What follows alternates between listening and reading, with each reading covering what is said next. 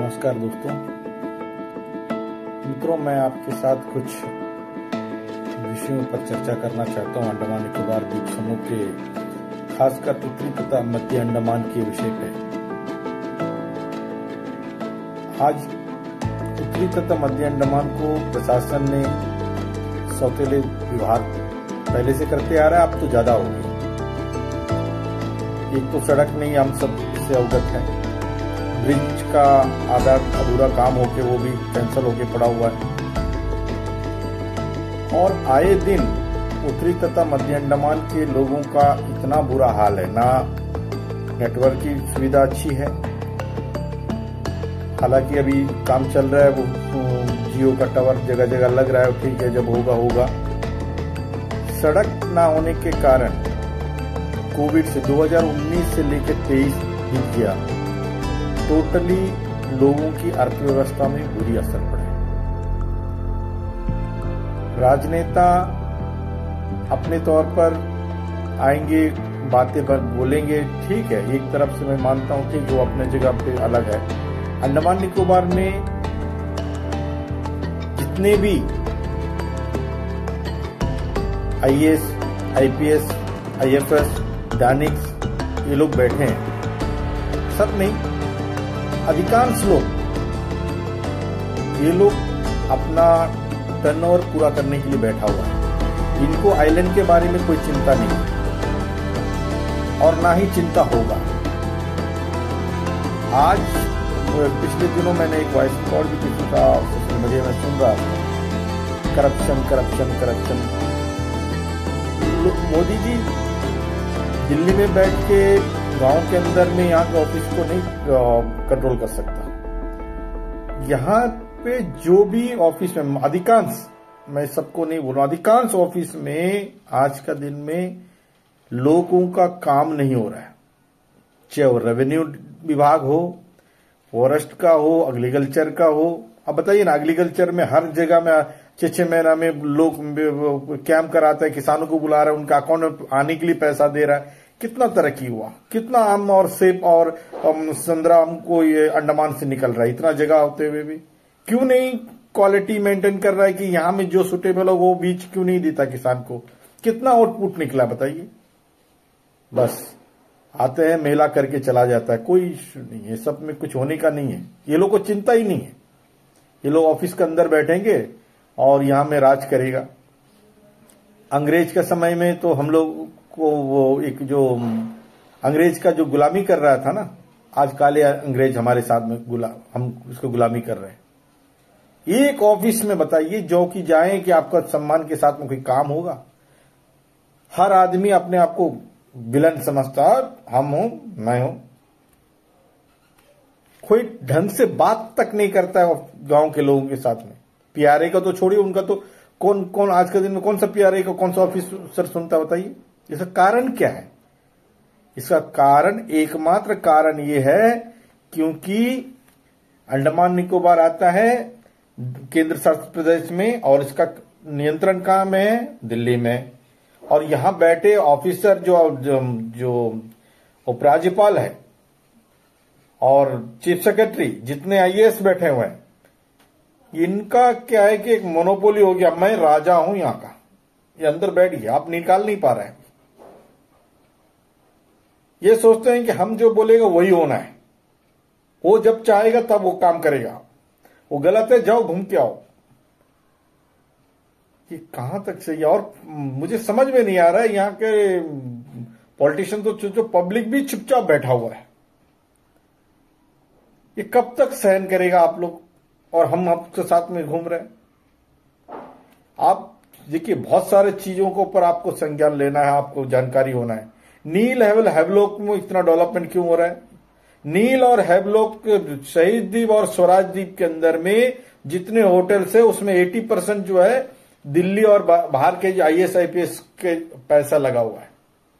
वो उन्हीं को प्रमोट कर रहा है। जो भी गेस्ट आएंगे उनके लिए अंडमान निकोबार का वेबसाइट में ही स्वराज और शहीद द्वीप का हाईलाइट करके रखा हुआ है। रोशन स्मिथ जो आइलैंड डिग्लीपुर का, कितना खूबसूरत आइलैंड है, कहीं प्रमोट हुआ है क्या?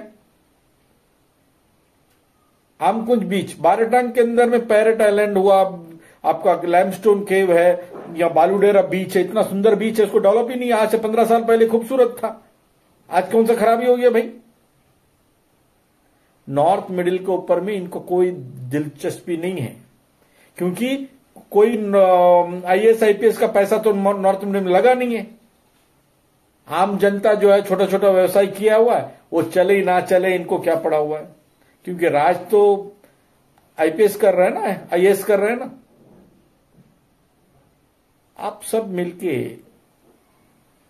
अंडमान को अगर बचाना है, राजनीतिक स्वभाव को छोड़ के हम सब इकट्ठा होकर इस आइलैंड को बचाने के लिए प्रयत्न करना पड़ेगा। इसके लिए सबसे पहला काम है कि अंडमान निकोबार में प्रदेश काउंसिल लाना है। प्रदेश काउंसिल, असेंबली तो ठीक है संभव नहीं, तो पहले प्रदेश काउंसिल हुआ करता था ना, तो प्रदेश काउंसिल होने से क्या होगा कि हम आप या कोई अन्य व्यक्ति जिसके ऊपर टैलेंट है वो यहां पर इलेक्टेड होके आएगा, उसके अंडर में आईएएस आईपीएस उनके अंडर में काम करेगा। उसको जो दूरदृष्टि हमारा गांव के अंदर में, मेरे गली मोहल्ले में क्या काम होना है उसके बारे में हम अपना डिसीजन लेंगे। ये लोग क्या जानते हैं, 2 साल के लिए आते हैं, 1 साल हार्ड समझते समझते खत्म हो जाए, दूसरे एरिया में ड्यूटी कम टूर बोल के दिल्ली भाग जाता है। तो हमको एक राजनीतिक नजरिया छोड़ के द्वीप की विकास के लिए एक आंदोलन खड़ा करना पड़ेगा। आप सोचेंगे कि चुनाव आ रहा है, आप इस समय ये सब चुनाव आएगा जाएगा, सड़कें बनेगी टूटेगी, नहीं बनेगी, ये तो चलते रहेगा, इससे हम वंचित नहीं हो तो होते रहेगा। और खासकर एक बात मैं सड़क के बारे में बता दूं, जितने इंटर आइलैंड में है एक एक सड़क बनाने में नहीं हो तो होते रहेगा। और खासकर एक बात मैं सड़क के बारे में बता दूं, जितने इंटर आइलैंड में है एक एक सड़क बनाने में 50 साल 60 साल लग गया, बन के 1 साल के अंदर में उखड़ के चला जाता है, क्वालिटी नहीं है। पीडब्ल्यूडी को अवार्ड दो, पोर्ट ब्लेयर सिटी के अंदर में हर साल रोड बनता है और हर बारिश के बाद वॉश आउट हो जाता है। क्या क्वालिटी मेंटेन कर रहा है। गांव के अंदर में एपीडब्ल्यूडी ने जितना रोड बनाया 1 साल के अंदर में वॉश आउट हुआ, 1 साल के अंदर में। हमारा टैक्स का पैसा भाई, जनता का पैसा है, पब्लिक का पैसा है, आप इस पैसे को ऐसे ही दुरुपयोग करते जाओगे। क्वालिटी क्यों मेंटेन नहीं हो रहा है।